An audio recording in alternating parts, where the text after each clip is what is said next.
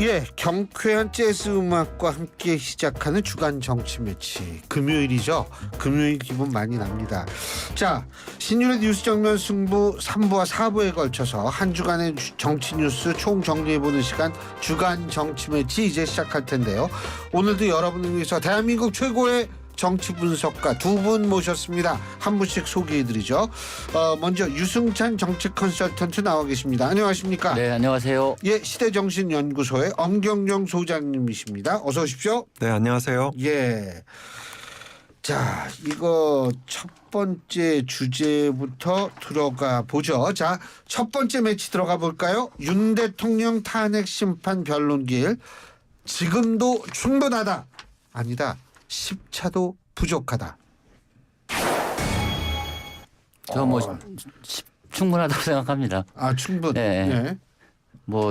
이제 10차 변론기를 이제 헌재가 오늘 한덕수 전 총리와 홍장원 전 국정원 1차장 예. 그리고 조지호 전 경찰청장 세 분에 대해서 10차 변론기를 잡았지 않습니까? 예. 네. 이건 또 원래 한덕수 총리는 그 전에 이제 기각했던 건데 이번에 다시 잡게 됐는데 아무래도 여론이나 여러 가지 그 헌재의 이제 불공정성을 지적하는 여론들이 있으니까 추가기를 좀 정리한 것 같고요. 전 이미 나올 것은 다 나왔다. 왜냐하면 이번 탄핵 심판이 굉장히 그 어떤 면에서 보면 헌법 위반 여부를 다투는 그 팩트 자체가 굉장히 좀 심플하다고 봅니다. 예전에 박근혜 탄핵 당시보다도. 그래서 이미 저는 그 판단을 할 만한 충분한 변론이 이루어졌다. 저는 이렇게 보고 있는데 예. 어쨌든 이 헌재도 이런 반대측 피청구인 측의 권리 보장이라는 측면에서 그쪽에서 요구를 하기 때문에 10차 변론기를 잡았다고 저는 생각을 하고요. 그 10차 변론길이 그 증인이 참석하는 그러니까 마지막 변론길이 되지 않을까 저는 그렇게 예상합니다. 예. 네. 검사장님. 네, 저는 턱없이 부족하다 이렇게 생각을 하는데요. 이게 사실 이제 우리가 그 변론기를 시작한 게 1월 초부터입니다. 그러니까 작년 12월 14일 날 탄핵소추안이 국회를 통과했는데요. 그러니까 본격적으로 심리를 시작한 게 1월 초란 말이죠. 그래서 지금 한 달 반이 지나지 않았어요. 그런데 대통령 탄핵소추에 대해서는 최대 180일까지 6개월간 할 수 있도록 돼 있는데 그래서 저는 너무 헌재가 서두른다 이렇게 이제 생각이 들고요. 박근혜 때 말씀하셨는데 박근혜 때는 탄핵 찬성 여론이 굉장히 높았습니다. 한 대략 8대2 정도였거든요. 탄핵 찬반이. 예, 그래서 우리나라 헌재 헌법재판소라는 곳이 굉장히 여론에 따라서 조금 왔다 갔다 했던 측면이 있다. 그래서 지금은 탄핵 반대 여론도 상당하기 때문에 충분히 이 국민 통합 차원에서 반대쪽을 설득할 수 있는 그분들을 이해할 수 있는 그런 충분한 변론이 필요하다. 그래서 저는 이게 다음 주 20일이 이제 될지 안 될지 모르죠. 지금 윤 대통령 대리인단 쪽에서는 구속 취소 신문기라고 겹쳐 있기 때문에 변경 요청을 했는데 저는 이제 20일 이후에 한두 번 더 잡힐 가능성이 있다 이렇게 봅니다. 그래서 대략 2월 말까지는 변론길이 잡히지 않을까 추가로 이렇게 전망하고 있습니다. 자, 한국갤럽이 오늘 발표한 여론조사입니다. 2월 11일부터 13일까지 전국 18세 이상 1,004명을 대상으로 전화조사 인터뷰 방식의 자체 여론조사고요. 자, 자세한 내용은 중앙선거 여론조사 심의위원회 홈페이지를 참조하시면 되는데 여기 보면은 헌법재판소 신뢰한다 52%, 신뢰하지 않는다가 40%입니다.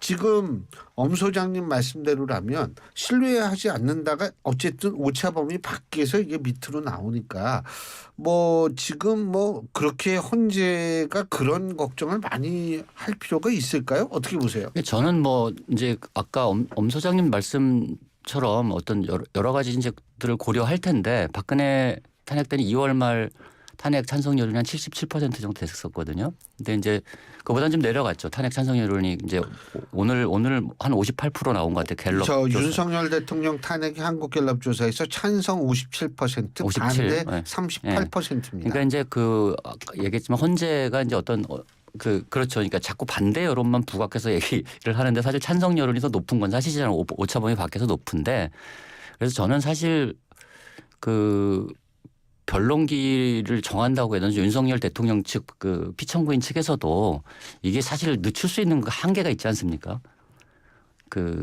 뭐 아무리 변론기를 더 추가로 잡는다고 해도 2월 말 안에는 끝날 것 같고 그 이상 가면 지금 국민들의 어떤 피로감도 굉장히 상당하기 때문에 헌재도 이 반대 측 피청구인 측 주장을 반영한다고 해도 저는 10차 변론이 종료되지 않을까 저는 그렇게 생각합니다. 그런데 말이죠. 헌재가 왜 그렇게 이 탄핵 선고를 서두르느냐. 저는 이제 이 점을 조금 짚어봐야 된다고 봅니다. 그러니까 이달 26일 이재명 대표 선거법 최종 변론이 있거든요. 그러면 이제 이 최종 변론 뒤로 한 보름 내지 한 달 정도 있다가 2심 선고가 있게 돼요. 그래서 저는 헌재가 혹시나 이재명 대표의 그 최종 변론 이전에 이제 그 선고를 하려고 했던 게 아닌가. 뭐 저뿐만 아니고 많은 사람들이 이제 그런 의심을 좀 하고 있거든요. 왜냐하면 이제 최종 이 헌재 선고가 나면 바로 조기 대선 국면으로 들어가는 거 아닙니까? 그러면 이재명 대표에 대한 2심 선고가 굉장히 불투명해질 수도 있단 말이죠. 그래서 저는 헌법재판소가 그런 오해를 사지 않도록 하기 위해서라도 충분히 윤 대통령 방어권을 보장해야 되는데, 그러니까 6개월인데 왜 한 달 반 하고 끝내려냐는 거죠. 그러니까 윤 대통령 측에서도 충분히 변론기를 추가로 잡아달라 요구를 하는데, 그래서 저는 최소 석 달 정도는 이 헌재 탄핵 심리가 계속될 필요가 있다 이렇게 봅니다. 그래야지 나중이라도 그러니까 국민 갈등을 최소화하고 사회 통합에 기여할 수 있다 이렇게 보고 있거든요. 저는 뭐 헌재가 국민 갈등을 유발하고 있다고 생각하지 않고요. 그건 굉장히 악의적인 프레임이라고 생각하고, 헌재가 저는 0.1%도 이재명 대표 재판과 헌재 탄핵 그 심판 기회를 연계시키고 있다고 보지 않습니다. 그리고 그거는 정말 헌재를 헐뜯고 헌재의 권위를 무너뜨리기 위한 시도라고 보고요. 지금 이 국민 통합을 방해하고 있는 세력이 누굽니까? 지금 이 비상계엄 불법계엄을 하고도 이걸 인정하지 않고 끝까지 거짓말을 하면서 광장을 선동하고 있고 이런 것이 문제이지, 사실은 이걸 다 헌재로 다 이게 덮어씌게 하는 것 자체가 우리나라의 어떤 헌법에 기반한 헌법적 질서를 부정하는 거고, 6개월은 뭐 법이 정한 최장기일이고요. 국정 공백을 최소화하는 것도 헌재의 의무이기 때문에, 그리고 노무현 전 대통령이나 박근혜 전 대통령 탄핵 심판에 비해서 그리 뭐 이걸 서두른다, 이렇게 압도적으로 서두른다 이렇게 보기도 좀 어렵지 않습니까? 그런 측면에서 저는 거기까지 가는 건 좀 무리다. 이재명 대표 이 2심 공판과 헌재 이 심판 기일을 연계시키고 그거 때문에 뭐 헌재가 이거를 서두르고 있다. 이거는 정말 전혀 근거 없는 비방이라고 생각합니다. 홍정원 전 차장 문제가 지금 그 윤석열 대통령 측에서 가장 그 지금 주목하고 있는 부분 같거든요. 그러니까 이분이 뭐 3번인가 4번 이 메모가 뭐 그 버전이 그 정도 있다, 뭐 이런 식의 지금 보도도 나오고 있는데 어떻게 보세요, 이거? 네, 홍정원 전 차장의 행보가 일단 좀 의심스러운 것이 많습니다. 그러니까 민주당 쪽하고 굉장히 유착이 돼 있는 듯한 그런 이제 증거들이 많이 나오고 있죠. 그리고 이게 그 방금 교수님 말씀하신 체포 명단을 작성하는 데 있어서 버전이 뭐 4개나 되고, 또 이제 진술도 좀 오락가락했다. 그래서 이 사람의 말을 100% 믿을 수 있냐? 전 이런 걸 이제 검증을 해봐야 된다고 봅니다. 그러니까 국정원이라는 그 특수한 이제 정보 조직, 여기에 고위 간부가 1차장이면 이제 차관급 아닙니까? 이 고위 간부가 정치권하고 줄을 대고, 그리고 인사청탁 논란이 불거지고, 이런 것이 정말 부적절한 것이죠. 그러니까 우리 대한민국의 공직자들은 여의도 정치권하고 거리를 두는 게 맞습니다. 특히 군인이나 정보기관에 종사하는 사람들은, 그런 사람이 이 야당 의원들한테 체포 명단을 갖다 주고 그것이 또 언론을 통해서 공개가 되고, 그래서 저는 결과적으로 이게 바로 이 탄핵 공작으로 오해될 소지도 있다. 저는 그렇게 생각을 해요. 예, 뭐 줄을 댄다 이런 거는 우리 엄 소장님의 개인적인 의견이죠. 그럼 뭐 우리가 지금 어떻게 얘기할 수는 없는 거고요. 전 뭐 홍정원 그 차장의 뭐 이 그런 관련 의혹들이 의혹들이 뭐 제기가 되고 있는데 저는 뭐 정치권과 뭐 유착됐다 이런 의혹들은 좀 지금 당사자들은 부인하고 근거 있다라는 없다고 점을 저는 보고요. 말씀드립니다. 그리고 그 명단이 여기서만 나왔으면 모르겠는데 유사한 명단들이 다른 데서도 나왔지 않습니까? 그런 것들을 종합적으로 헌법재판소가 판단하지 않을까 저는 이렇게 봅니다. 근데 그 명단 말씀하시니까 그 노상원 씨 있죠? 이 노상원 전 국군 정보사령관 이 수첩이 지금 다시 이제 이 논란이 되고 있는데 어떻게 보세요? 뭐 아까 저희가 뉴스에서 전해드렸는데 뭐 A, B, C, D로 나뉘고 뭐하고 아유 그거 끔찍하더라고요. 그 만일 그게 사실이라면 노상원 전 정보사령관은 예. 그러니까 우리가 일반적인 시각으로 볼 때 정상이라고 보기 어렵다. 그러니까 이를테면 이제 망상에 빠진 그 전 그 사령관이다. 저는 그렇게 생각을 하고요. 그리고 이제 이 사람이 이번 그 계엄 사태 때 직간접적으로 연루가 돼 있긴 하지만 이 수첩에 있다고 그래서 그걸 우리 기정사실처럼 어제 오늘 막 일부 언론들이 다 그 일면 톱으로 보도도 하고 이걸 갖고 하루 종일 이렇게 언론에서 이제 그 수많은 기사들을 양산해 내고 있는데요. 저는 굉장히 잘못된 프레임이라고 봅니다. 그러니까 이 노상원 전 정보사령관 수첩에 있는 거잖아. 이게 다른 데로 전파됐다는 증거도 하나도 없어요. 그리고 뭐 500명을 뭐 수거하고 이건 그 제정신을 갖고 있는 그런 사람이 할 수 있는 게 아니죠. 그러면 이게 이제 그 수첩에 있다 하더라도 이 수첩을 좀 우리가 그 굉장히 좀 정밀하게 검증을 해봐야 된다. 검증을 해서 이것이 뭐 김용현 전 국방장관한테 흘러갔다든지 아니면 계엄사령부 쪽으로 뭐 이게 좀 전파가 됐다든지 윤 대통령이 그런 사실을 뭐 인지를 해서 이걸 참고로 해서 뭔가 새로운 시도를 했다든지 이런 것들이 나와야 이걸 이제 보도하고 문제를 삼을 수 있는데 지금 대한민국 그 일부 언론이나 야당은 정상이 아닌 것 같아요. 이런 이제 그 수첩 하나로 윤 대통령과 또 여당을 다 몰아붙이면서 탄핵 세력 내지는 내란 세력으로 프레임을 덮어씌우고 있다. 저는 그렇게 보고 있습니다. 근데 수첩 내용 자체가 워낙 충격적이기 때문에 언론이 이거를 뭐 보도하는 것이 문제라고 좀 보지 않고요. 그리고 이 근거가 없다고 그랬는데 일단 그 뭐 14명인지 15명인지 체포 명단은 이미 얘기가 된 거고 그 노상원 수첩에는 500여 명 가까운 인물이 적혀 있었다고 이제 보도가 됐는데 그리고 노상원 전 그 정보사령관과 김용현 국방장관이 굉장히 긴밀하게 만나지 않았습니까? 이번 계엄 전체를 두고 당연히 합리적 의심을 할 수 있고요. 물론 수첩의 내용들은 더 검증을 해서 이것이 실제로 어디까지 보고됐고 어디까지 실행 계획을 세웠는지 뭐 이런 것들은 더 검증할 필요가 있지만 지금 이 어마어마한 이 수첩 내용들에 대해서 국민들이 관심을 갖고 언론이나 야당이 여기에 대해서 문제 제기를 하는 것은 저는 굉장히 합리적인 일이라고 생각합니다. 저도 이제 거기까지는 인정을 해요. 네. 거기까지는 인정을 하는데 이게 권력 작용이라는 게 그런 거잖아요. 이를테면 노상원 전 사령관하고 김용현 전 국방장관이 친하니까 그리고 이제 김용현 그 전 장관 그 이 주변에서 호가호위했던 사람도 있을 것이고 그래서 이 명단이 이런 사람들을 통해서 일부 이제 흘러나간 거고 이게 뉴스가 된 거잖아요. 근데 이것이 윤 대통령이 마치 이제 모든 거를 그러니까 지시하고 설계했던 것처럼 이게 이제 그 계속 그 이제 그러니까 재생산하고 있단 말이죠. 그래서 저는 그런 것들은 이제 철저한 검증 절차를 거쳐서 우리가 얘기를 해야 된다 이런 걸 이제 지적한 겁니다. 예, 자, 이 얘기는 여기까지만 하고요. 두 번째 매치 오늘 총 세 개의 매치가 오늘은 매치가 있으니까. 3개입니까? 예, 두 번째 매치 들어가 보겠습니다. 지금 또 다른 그 뜨거운 감자죠. 열심히 찾으세요. 명태균 특검법에 관한 겁니다. 네네. 자, 야 6당의 명태균 특검법 발의 이재명 대표 대선을 위한 법안이다? 아니면 내란 극복을 위한 법안이다?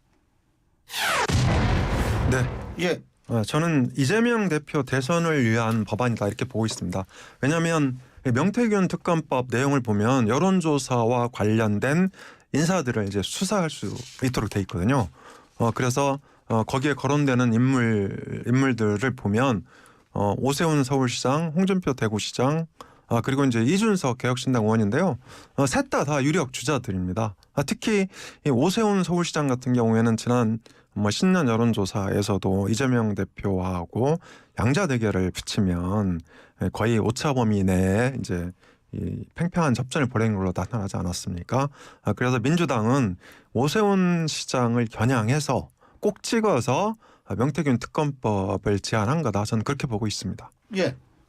저는 뭐 내란 극복을 위한 법안이라고 봅니다. 이 기본적으로 제가 이제 뭐 매치니까 하나를 선택해야 돼서도 그런데 그러니까 왜 그러냐면 지금 이제 부담 갖지 마시고 그냥 많은 분들이 네. 많은 분들이 이제 그 비상계엄의 결정적 동기가 뭐냐 여기에 대해서 의구심을 갖고 있거든요.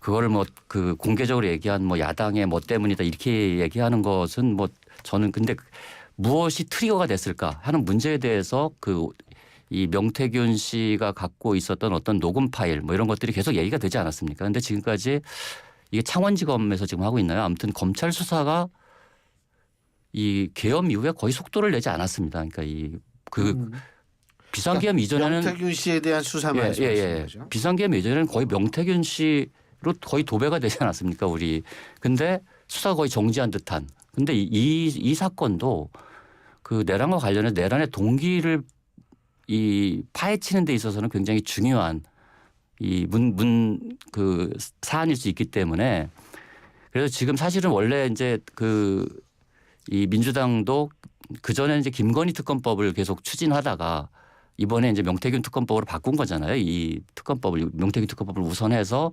내란과 관련돼 있는 사안을 그 수사해야 된다. 뭐 이런 거고 그리고 검찰 수사가 굉장히 지지부진하다. 그래서 오세훈 시장 같은 경우도 검찰 보고 빨리 수사해서 진실을 밝혀라 이렇게 얘기한 거잖아요. 저는 이게 뭐 검찰 수사가 마땅히 진행돼야 될 사안인데 진행이 안 돼 왔고 사실 저는 뭐 오세훈 시장이나 어느 정도 관련돼 있는지 모르겠지만 그러면 수사를 해서 진실을 밝히는 게 오세훈 시장 같은 분한테도 유리하지 않을까. 이것이 뭐 결정적으로 관련돼 있지 않다면 이게 그냥 카더라 하는 걸로 만약에 대선 국면을 돌파해 나간다면 오히려 그것이 더 부담스럽지 않을까. 이준석 대표도 마찬가지라고 봅니다.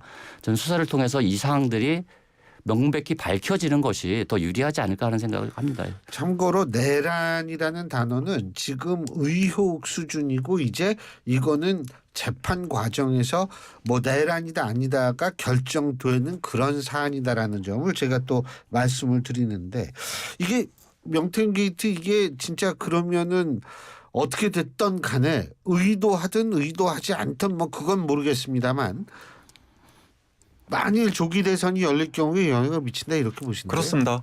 그러니까 이 명태균 특검법의 내용을 보면 내란과 관련된 수사 이런 것들이 굉장히 많이 등장을 해요. 거의 이 특검법 전체가 내란 관련 수사로 이렇게 도배가 돼 있거든요. 그런데 애초에 김건희 특검법을 만들었을 때는 그러니까 명태균하고 김건희 여사하고 왔다 갔다 한 이런 내용들 중심으로 수사하면 전모가 금방 드러납니다.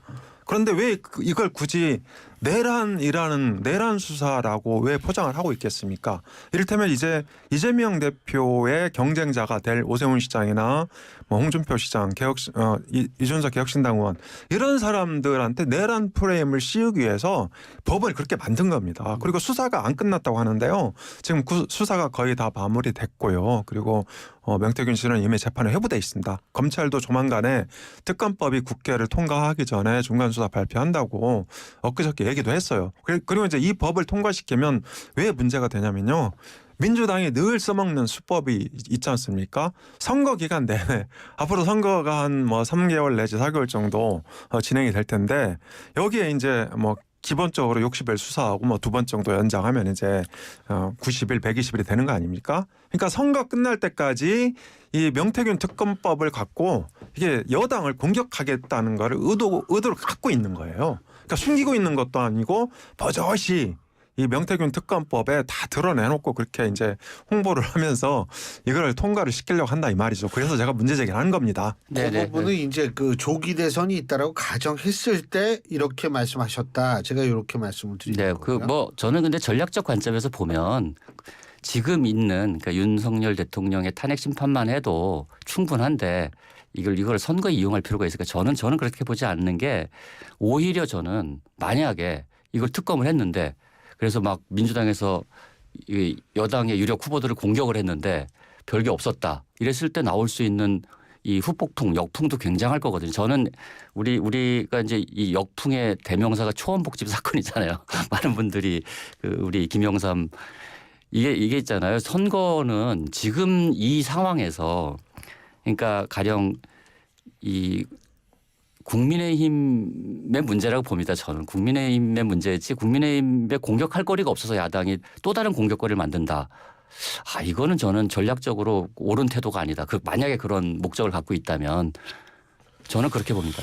알겠습니다. 자, 3부는 여기서 줄이고요. 잠시 뒤 4부에서 계속 말씀 이어가겠습니다.